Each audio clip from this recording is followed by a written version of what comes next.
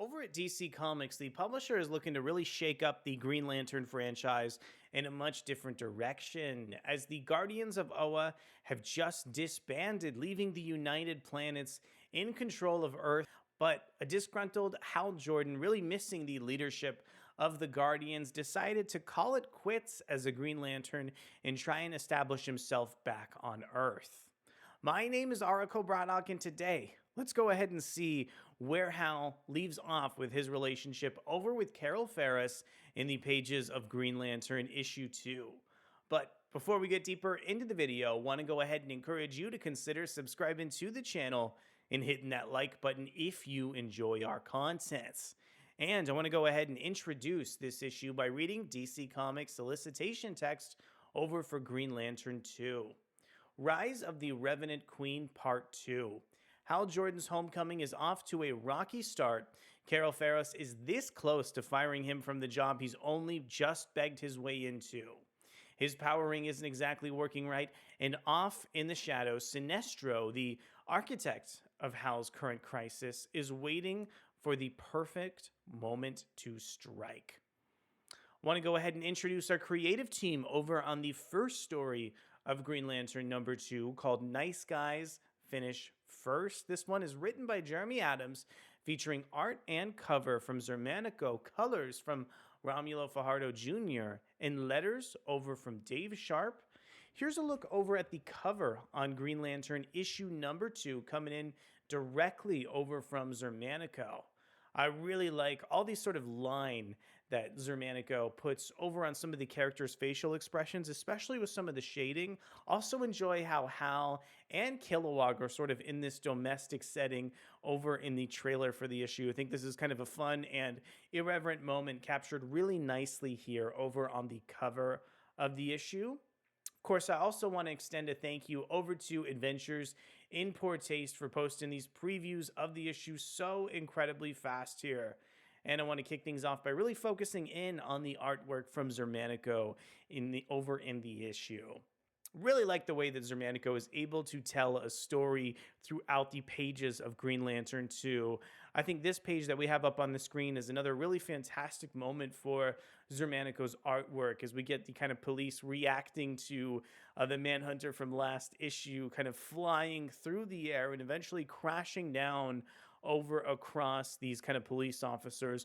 Really enjoy the way that Xermanico kind of depicts this motion and allows for these kind of two characters also to give their reaction towards it as well. Also, I think Xermanico really helps the pacing by adapting Jeremy Adams' script, because the first page is so subtle, and yet the next page is a big kind of sweeping moment over for Hal Jordan kind of flying high over across the sky here. So really think that already Jeremy Adams and Xermanico are working really, really well together over in this second chapter of Green Lantern. Elsewhere, I really like the way that Jeremy Adams' script was divided here.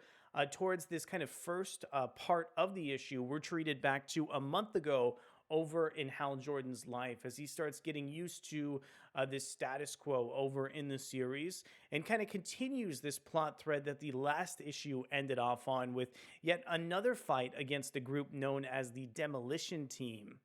This was another kind of fun moment of the story that featured a little bit of a fake out over for Hal Jordan. That was another nice part over in this chapter.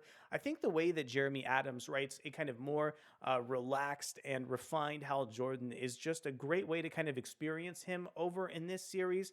I really love the fact that he's got such a strong sense of humor across these pages. And instead of responding to every single situation like an action hero, Hal Jordan kind of stops to crack a smile. He really likes to enjoy his environment, and also has just some kind of really interesting commentary and ways to escape the situations that he finds himself trapped within. Also, I really do like the fact that the book kind of switches tones quite drastically when it switches over to the present day, as we kind of get the return of Hal trying to sort of reintroduce himself to Carol Ferris's life in the issue, who was his previous love interest in Green Lantern. And Carol and Hal had spent so much time together, but Hal essentially keeps leaving to deal with Green Lantern business, and ends up, leaving Carol trapped for such a long time, Over in this issue, we get to meet Carol's fiance, Nathan, who was such a sort of funny presence over in the tale. I really like the way that he immediately warmed up to some of Hal Jordan's really kind of insane tactics throughout the story. I think it's so funny to kind of compare Hal Jordan in this comic book over to Peter Parker in Spider Man currently. I think there's a little bit of a connection between the character of Nathan in this issue and Paul in the current Amazing Spider Man run. So I just thought that bit of a coincidence between these two stories were really fun. I definitely don't mind seeing the similarities, especially because these books both go in such different directions, but take on just some kind of similar elements over in the kind of space of comics. Again, this issue, especially towards the second half, is really focused on the character interactions between Hal, Carol, and Nathan. So, kind of watching them play off each other and watching all the hijinks that ensue is sort of half the fun of the issue. I'm still not 100% sure what Hal is planning on doing with this kind of moment that he kind of steals over from Carol and Nathan over in the issue, but very excited to see how it develops. And sort of kind of as an aside here, I would say the one thing I'm looking for in this Green Lantern issue that comes in a little bit from the final page of this kind of first story is the fact that there's a couple more, villains and a bit of that darker material coming in. I would love to see in kind of future installments, Jeremy Adams really ramp that up. I really want to see Adams introduce some of the other Rainbow Corps and also really bring in Sinestro to have some sort of, big, large scale battle with Hal Jordan. But I'm trying to make sure I'm patient because if Jeremy Adams rushes to a big cosmic storyline, it may not have the same impact as it would if he slowly builds and ramps up over to that storyline. I also really like how author Jeff Johns kind of ramped his Green Lantern run as well. So really appreciate that, telling such a big and huge sci-fi fantasy story really takes a lot of plot threads. And I definitely respect the fact that in order to really pay them off appropriately, you have to build them up. One story that I think is coming together a lot more clearly at this point is Rise of the Revenant Queen Part 2. This is the second story over in the issue, written by Phillip Kennedy Johnson, featuring art from Montos, colors from Adriano Lucas, and letters from Dave Sharpe. Now, I had the chance to go back and take one more look at the Rise of the Revenant Queen story from last issue, and I really appreciate all the kind of continuity that Philip Kennedy Johnson and some of DC's kind of creators have worked towards over with JohnStewart in this storyline.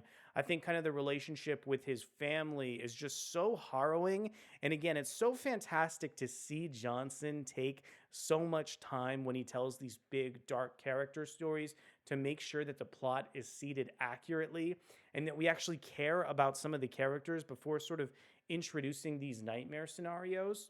Also, the last Green Lantern run was really fantastic, but very weird. So, getting some of those plot threads reintroduced in the backup story for this Green Lantern run was absolutely enthralling. Really fantastic to see John Stewart's previous continuity really implemented here in a different way.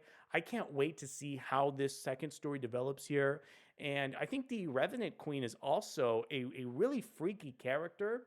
The art in coming in from Montos is just so much different from the clean line from Xermanico in this second tale, but really I think plays up that sense of dread in terms of the horror.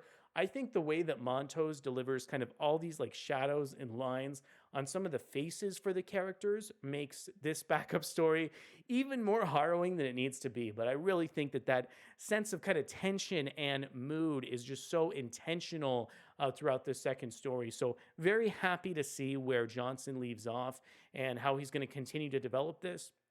And also to see the weird and just kind of imaginative way that Montos adapts some of Johnson's really kind of character focused but horror filled writing in this story. So overall here, I think we got another solid issue of Green Lantern that's taken just a little bit of time to sort of establish itself as well as some of Hal's relationships. I thought there were so many just wonderful scenes in the issue. The way it was kind of divided into a nonlinear timeline was actually really nice to be able to witness as well. I think there were so many kind of fun moments between Hal, Nathan, and Carol in this story. And also, I think the backup story over with Phillip Kennedy Johnson and Montos is striking just the right tone here. Very happy to say that I'm still incredibly thrilled over with this Green Lantern franchise. I hope that this book really slowly builds to a sort of huge crescendo with the entire kind of rainbow core that we've seen in previous runs, but trying to give the creators all the time they need to go ahead and build that story out. I want to know from you, what were some of your thoughts over on Green Lantern issue 2? Are you still enjoying the kind of relaxed pacing over for this series? Are you looking for more supervillains to be introduced and for Sinestro to strike? Let me know down in the comments below. Thank you so much for coming to check out our video review over for Green Lantern issue 2. We'll be back really soon for all DC Comics and everything Green Lantern related. Thank you so much, and I'll see you soon. Bye.